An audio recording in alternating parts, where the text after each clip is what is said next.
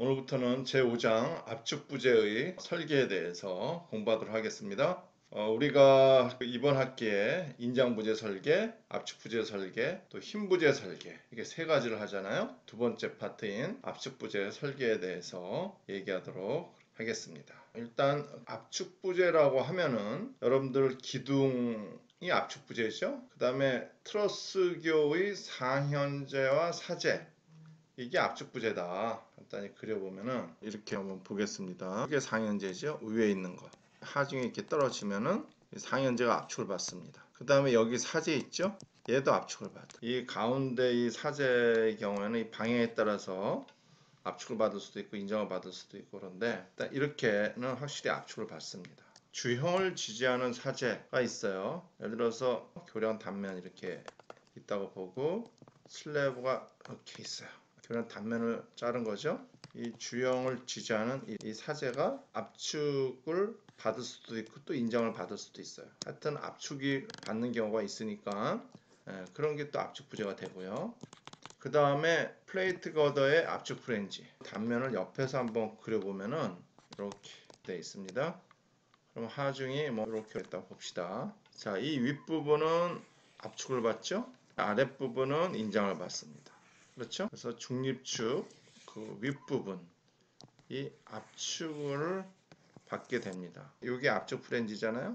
압축 프렌지랑 이 외부 중립축 이상도 다 이제 압축을 받게 되는데 이것도 압축을 받으니까 이런 하중에 의해서 전체적으로 압축을 쭉 받게 되죠. 그것도 압축을 받는 부재다. 그렇게 볼 수 있어요. 물론 아래쪽은 인장을 받지만 그런 것들이 압축을 받는 그러한 부재 요소가 있다는 거죠. 그래서 이렇게 압축을 받으면은 무슨 일이 일어나느냐 하면은 자굴이라는 게 일어나요. 기둥이 있어요. 힌지 위에는 롤러 이렇게 돼 있잖아요. 하중 P를 이렇게 뜩 받아요. 하중이 적을 때는 이게 일직선으로 이렇게 서 있다가 하중이 점점 커갖고 일정 하중 크기 이상이 되면 얘가 휙 하고 옆으로 이렇게 휘어요. 구부러진다는 얘기예요. 오일러라는 사람이 이 기둥이 받는 그런 자굴 하중을 이제 구했는데 여하간에 이렇게 휘는 거를 가려서 우리가 자굴이라고 합니다. 그래서 압축이 있는 곳에 자굴이 있어요. 여러분들 같이 한번 따라 해볼까요? 압축이 있는 곳에 자굴이 있다. 다 같이 한 번 더. 압축이 있는 곳에 자굴이 있다. 오일러라는 사람이 지금 보면 가장 간단한 형태인데 이런 간단한 이런 기둥에 대해서 자굴 하중식을 유도를 했어요. 지금 보면 그렇게 어렵지 않은데 오일러가 첫 번째로 유도했습니다. 그래서 여러분들 응용역학 책에도 보면은 이 오일러 자굴 하중 유도하는 거 그거 배웠죠? 워낙에 이게 기본이 되는 거기 때문에 여기서 다시 한번 오일러 자굴 하중에 대해서 살펴보려고 하는 겁니다. 기둥이 이렇게 있고 하중이 이렇게 가야죠. 하나의 구조 시스템이죠. 이런 구조 시스템에서 우리가 어떤 반력을 구한다든지 어떤 식을 유도한다든지 뭐 이럴 때 우리가 자유물체도라는 걸 그립니다. 어떻게 합니까? 요만큼 떼어내서 이렇게 그리는 거예요. 근데 자유물체도를 그릴 때 주의할 점이 우리가 생각할 수 있는 힘을 다 그려야 되겠죠? P가 위에 있으니까 P라는 반력이 여기 있을 거 아니에요. 그렇죠? 자유물체도를 그린 다음에 생각할 수 있는 존재하는 반력과 부재력을 다 집어넣어야 됩니다. 그래야지 올바른 자유물체도가 되는 것입니다. 그래서 반력을 그렸죠. 이만큼 띄어내서 지금 우리가 이거 할 때는 이렇게 변형된 형태를 가지고 이제 유도를 하는 겁니다. 우리가 자유물체도가 잘렸죠? 잘리면은 그 잘린 점에서의 우리가 생각할 수 있는 부재력을 다 넣어야 되는 거예요. 그래서 이거는 기둥이니까 뭐가 있겠어요? 위에서 내려오는 이렇게 충력이 있겠죠? P가 이렇게 내려온다는 얘기야. 충력이 존재하고요. 그 다음에 부재가 이렇게 휘니까 뭐가 있겠어요? 휜 모멘트가 있습니다. 그런데 이 휜 모멘트 방향이 시계 반대 방향으로 그려져야 되는데 시계 방향으로 그렸어요. 그럼 왜 이게 시계 반대 방향으로 돼야 되냐? 이게 휜 게 이렇게 휘니까 이런 형태가 되려면 휜 모멘트 이렇게 작용해야지 이런 형태가 되겠죠? 그래서 시계 반대 방향이 되는 거예요. 그 다음에 우리가 생각할 수 있는 부재력이 뭐가 있습니까? 충력, 휜 모멘트 또 뭐가 있나요? 일반적으로 전단력도 있잖아요. 이 옆으로 작용하는 힘. 근데 전단력은 어디 갔을까요? 전단력은 V라고 하면은 이 전단력은 0입니다. 어떤 경우에? 이 경우에 왜 0이냐? 복잡하니까 지우고 다시 해보겠어요. 이거는 P죠. 이 P, 반력이 P인지는 어떻게 구해요? 시그마 X 이퀄 0 이렇게 해야 되는 거죠. 그래서 위로 올라가는 걸 플러스로 놓고 한다. 즉 X방향의 모든 힘을 합해라. 합한 거는 0이다. 그게 바로 정력학적 평형방정식이잖아요. 그렇죠? 그래서 이거 보면은 X방향 이 P는 마이너스 P고 여기 어떤 힘 모른다 이거야. 그걸 그냥 우리가 처음에 R로 놓고 풀어봅시다. 그러면 R이 0이잖아. 그렇죠? 그러면 R이 P잖아. 그래서 여기가 P라는 거 알 수 있죠. 우리가 이렇게 계산을 안 해더라도 우리 직관적으로 보면은 그냥 알 수 있죠. 알 수 있습니다. 자, 그러면 전단력 한번 봅시다. 여기 전단력이 있다고 생각해. 일단은 이렇게 반력부터 생각하는 거야. 이 방향 반력이 있다고 생각합시다. 그걸 우리가 뭐라 그럴까? RH라고 한번 해볼까? 그럼 여기 이 방향 반력이 있으면은 시그마 F 이 방향 Y 이퀄 0 되려 그러면은 이 아래쪽에서 오른쪽 방향 반력이 있으면은 위쪽에서는 왼쪽 방향 반력이 있어야 되겠죠? 그거는 어떨까? 얘랑 같겠죠? 크기가 이렇게 될 거 아니야? 그러면 RH 힘의 크기를 한번 구해보자 이거. 힘의 크기를 어떻게 구해? 이 점에서 모멘트 취하면 돼요. 그렇죠? 이걸 A점이라고 그러면 A점에서 모멘트를 취하자 이거. 모멘트 합은 뭐가 돼? 0이 돼야 되죠? 자 봅시다. 그럼 A점에서 이 P에 의해서 모멘트 발생합니까? A점을 중심으로 봤을 때 모멘트 암이 없죠? 8의 거리가 0이야. 그래서 얘는 0. 이 P에 대해서도 얼마야? 0. 이 위에 RH에 대해서도 얼마야? 0. 그렇죠? 이 점을 통과하니까 8의 길이가 없으니까 여기 RH에 대해서 있겠네. 시계 방향으로 도는 걸 플러스로 놓으면은 얘는 이렇게 하니까 이 점을 중심으로 시계 반대 방향으로 돌죠. 그러면은 마이너스 RH의 길이, 이 길이를 L이라고 합시다. L. 또 다른 힘이 있어요? 다른 힘? 없죠. 나머지는 얘 다 0으로 떨어지잖아. 그 합이 얼마야? 0이야. 따라서 RH가 얼마가 돼야 되겠어? L은 0이 아니니까 RH가 얼마다? 0이다. 따라서 얘가 0이고 얘가 0이야. 그렇습니까? 응용역학에서도 배우게 되는데 이 부분이 기사시험에 늘 나오죠. 이런 원리로 다 푸는 거야. 정력학적 평형 방정식을 이용해서 정정 구조물은 이제 다 풀 수 있죠. 반력도 구하고 부재력도 구하고 자연물체도도 해서 이 식을 활용해서 다 구한다고요. 이제 기본적인 것으로 반드시 알아야 되기 때문에 여러분들에게 비교적 하나하나 이렇게 설명을 하는 것입니다. 이 방향 전단력 이거는 0이야 0. 여기가 0이니까 이 위도 전단력이 있겠어요 없겠어요? 이걸 뭐 V라고 하면은 V가 얼마일까? 0이겠죠. 왜 그래? 시그마 F Y 방향의 힘을 모두 합하세요. 자유물체도에도 성립한단 말이야. 이 정력학적 평형 방정식은 그러면은 Y 방향의 힘 여기는 0인지 알았어. 그렇죠? 아까 계산했잖아. 그러면 전단력이 존재할 수 있는 게 여기에 이제 존재할 수 있는데 시그마 F Y 이퀄 0이니까 Y 방향의 힘은 여기 0 이걸 우리가 방향으로 봅시다. 마이너스 V 그죠? 그 합이 얼마야? 합이 0이다. 따라서 V는 0이 돼야 된다. 전단력이 없어요. 그러니까 남은 거는 뭐야? 이렇게 해가지고 이렇게 되고 이건 이제 원래 있던 선이고 여기에 P라는 하중이 가해지고 그 다음에 internal moment 외부에서 가해진 모멘트가 아니라 이 변형에 의해서 내부에 생긴 모멘트다. 그래서 internal moment라고 그래요. 이 internal moment는 여러분들 응용역학 시간에 배웠어요. 마이너스 2i y 2'로 쓸 수 있습니다. y 2차 미분한 거죠. 변이를 2번 미분한 거고 2 탄성계수 I 단면 2차 모멘트 부호는 마이너스입니다. 왜 마이너스냐면 이 공률이 가면서 이렇게 줄잖아. 그러면 마이너스가 되는 거야. 이거 가지고 이제 우리가 식을 만들면 돼요. 역시 전역학적 평형반정식으로 해서 식을 만들면 되는 거니까 여기서 모멘트 취하면은 시그마 모멘트는 0이다. 모멘트 다 합한 거는 0이다. 만약 0이 아니면 어떻게 된다 그랬지? 부재가 뭐 빙글빙글 돈다는 얘기야. 0이 아니라는 얘기는. 0이니까 이 상태를 그대로 유지하고 있는 거죠. 시계 방향으로 도는 걸 플러스 놓고 풀어봅시다. 그러니까 나온 식이 뭡니까? 이 시계 반대 방향으로 도니까 마이너스 m 인터널 p 곱하기 이 거리가 뭐야? y죠 y. py는 0 이렇게 되잖아. m 인터널이 뭐였어요? 마이너스 2i y2 프라임이야. 그럼 식이 이렇게 되겠네. 2i y2 프라임 플러스 py는 0 이렇게 되죠. 2i로 나눕니다. 2i 이렇게 모든 항을 나누면은 이렇게 됩니다. 여기서 2i분의 p를 k제곱이라고 놓습니다. 2i 왜 k제곱으로 놔요? a제곱으로 놔도 돼요. 놓고 싶은 대로 치환하는 거야. 치환. 통상적으로 교과서에 k제곱으로 치환을 합니다. 자, 그러면 이게 어떻게 되죠? y제곱 플러스 k제곱 y 이퀄 0 이런 식이 됩니다. y에 대해서 2차 미분 방정식이죠. 이 해를 구해야 돼. 이 솔루션, 이 식을 만족하는 값을 구해야 된다. y에다가 어떤 값을 넣으면 이 식을 만족할까? 여러분들 그 공업 수학 시간에 2차 미분 방정식 이런 형태로 돼 있을 때 이 해를 구하는 거를 배웠어요. 그 해가 어떻게 되나 볼까요? 미분 방정식의 해가 이거야. 요 식을 두 번 미분을 해가지고 여기다가 탁 넣으면은 이 식을 만족한다 이거야.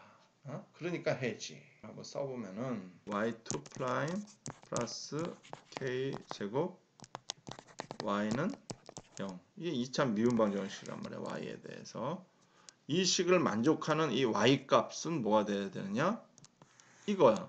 이게 만족하는지 알라 그러면 여기다 넣어보면 되겠죠? 그래서 y를 두 번 미분을 해서 넣어야 되겠네. 앞에는 두 번 미분하면 그러니까 마이너스가 하나 나오죠. k제곱 두 번 미분하니까 k가 두 번 나오잖아. a sin kx 마이너스 k제곱 b 코사인 kx 이렇게 되죠.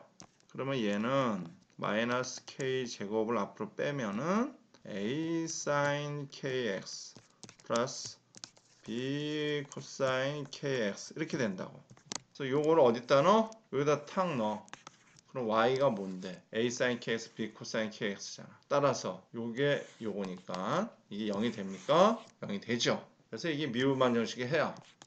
우리가 형태를 보고 이 미분 방정식의 해를 우리가 기억해서 이런 형태면은 이거의 해가 된다 이렇게 기억하는 거죠. 그래서 보면 여러분들이 이게 A랑 B가 미지수잖아요. 따라서 우리가 이 식을 풀라 그러면은 경계 조건이 필요합니다. 두 개의 식이 필요해. 그 경계 조건이 뭐냐 하면은 y축이야. y0이란 얘기는 뭐야? 이게 x축이고 x가 0일 때 y 값을 얘기하는 거죠. 이게 지금 이 지지점에 있는 경계에 있는 값들이잖아. 이 조건을 경계 조건이라고 합니다. x가 0일 때 이 y값 얼마입니까? 변이가 있어요 없어요? 없죠. 0입니다. 그래서 y0은 0인데 근데 어디다 넣어야 돼? 여기다가 넣어야 되겠죠. x 대신에 0을 넣는 거야. sin k x가 0이니까 sin 0이죠. sin 0이 얼마야? 0이네. 코사인 x 대신에 0하면 코사인 0은 얼마야? 1이죠. 따라서 y 0하면 b만 남네요. 0이다. 이게 하나의 경계 조건이고 또 x가 l일 때 y 값은 얼마입니까? 다시 0이죠. 왜냐 여기 서포트가 있으니까 변이가 없잖아. 그래서 yl은 a에다가 sin x 대신에 kl이 되겠죠. a sin kl 그쵸? b 코사인 kl인데 b가 얼마라고 돼 있어? 0이라고 먼저 구해졌죠. 그러면 뒤에 텀은 없어집니다. 남는 거는 a sin kl만 남아. 그 값이 얼마야? 0이라는 얘기죠. 변이가 없으니까 0이야. 따라서 이 식을 만족하려면은 a가 0이거나 sin kl이 0이거나 둘 중에 하나겠죠. 값이. 그럼 만약에 a가 0이면 어떻게 되냐면은 a가 0이라고 봅시다. 그러면 이 y가 어떻게 돼요? a sin kx 플러스 b 코사인 kx 이렇게 되는데 만약에 a가 0이라면은 b가 0이었으니까 이게 0이고 a가 0이니까 이것도 0이야. 따라서 y는 뭡니까? 0이야. 즉 y는 x의 값에 관계없이 항상 0이다. 따라서 이런 변이 일어난다는 얘기야? 안 일어난다는 얘기야? x의 값에 관계없이 항상 0이라며 이렇게 자골되는 형상을 볼 수가 없습니다. 근데 우리가 지금 자골하중을 구하는 거기 때문에 이렇게 x의 변함에 따라서 이렇게 변이가 존재하잖아. 따라서 a가 0인 거는 답이 될 수 없다는 얘기야. 얘는 답이 될 수가 없다. 수학적으로는 답이 되나 우리가 역학적으로 부재의 변형을 고려해 봤을 때 얘는 답이 될 수 없다 이런 얘기입니다. 그러면 sin kl이 0이 돼야 되겠죠? kl이 파이가 되면 0이죠. sin 파이 이거 0 맞습니까? 사인 2파이는 뭐야? 이것도 0이네. 3파이도 0이죠? 따라서 KL이 n파이면은 이 식을 만족한다 이거. 여기서 n은 1, 2, 3, 4, 5 무한대로 가겠죠. 그래서 요게 이제 해라고 볼 수 있는데 이거를 양변을 제곱을 해. 그러면 얘 제곱하면은 K제곱 L제곱이 되죠? 얘를 제곱하면은 N제곱 파이제곱 이렇게 나오죠? 그래서 K제곱을 남겨놓고 L제곱을 넘기면 이런 식이 됩니다. 근데 K제곱이 뭐였죠? 아까 뭘 치환했죠? 이 I분지 P를 K제곱으로 치환했잖아. 그래서 여기다가 넣는 거야. 그러면은 P만 남고 이 i는 여기로 넘기면 이렇게 되죠. L제곱분의 N제곱 파이제곱 2i. 이 중에서 사실 해는 무한계로 존재합니다. 자굴에 관련된 해가 무한계로 이제 존재하는데 왜 무한계냐? 이 n 값이 1부터 무한계잖아. 그렇죠? 이 중에서 n이 제일 작은 것 1인 거.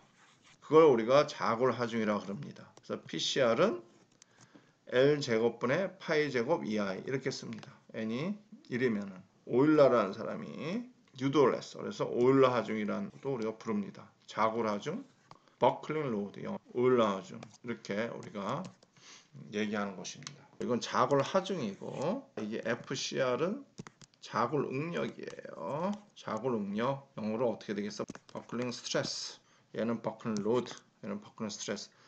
자굴 응력은 어떻게 하면 돼? 하중을 면적으로 나눠주면 응력이 되겠죠? 이 기둥이니까 기둥에 떨어지는 하중을 면적으로 나눠주면 응력이 되겠다 이게. 나눈 거죠 지금.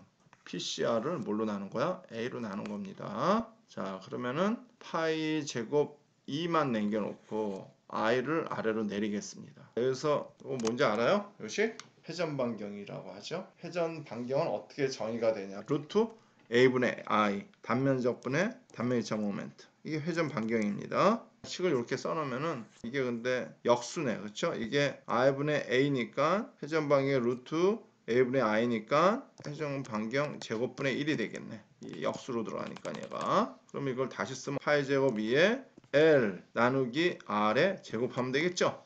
이게 자굴 응력입니다. 자, 이 기둥에 이 i가 이렇게 있겠죠. 기둥에 이 i 그 다음에 a 길이는 l이야.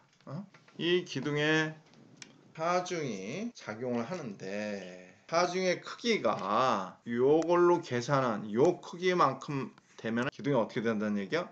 이렇게 자굴을 한다는 얘기. 응력으로 얘기하면은 요 기둥에 작용하는 응력 어떻게 계산할까? P 나누기 A 하면 응력이 나오잖아.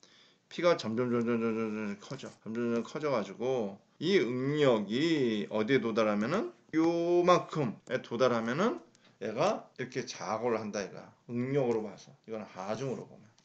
자, 이해됩니까? 수학적으로 이 식을 만족하는 게 이렇게 되잖아요. 그 다음에 n이 뭐 1에서부터 무한대까지 간단 말이야. n이 1일 때의 그 자골 모드, 자골 형상은 이렇게 되는 겁니다. 우리가 일반적으로 자굴이 이렇게 일어나니까 이렇게 되는 거예요. 그러면 n이 2일 때는 어떻게 되겠는가?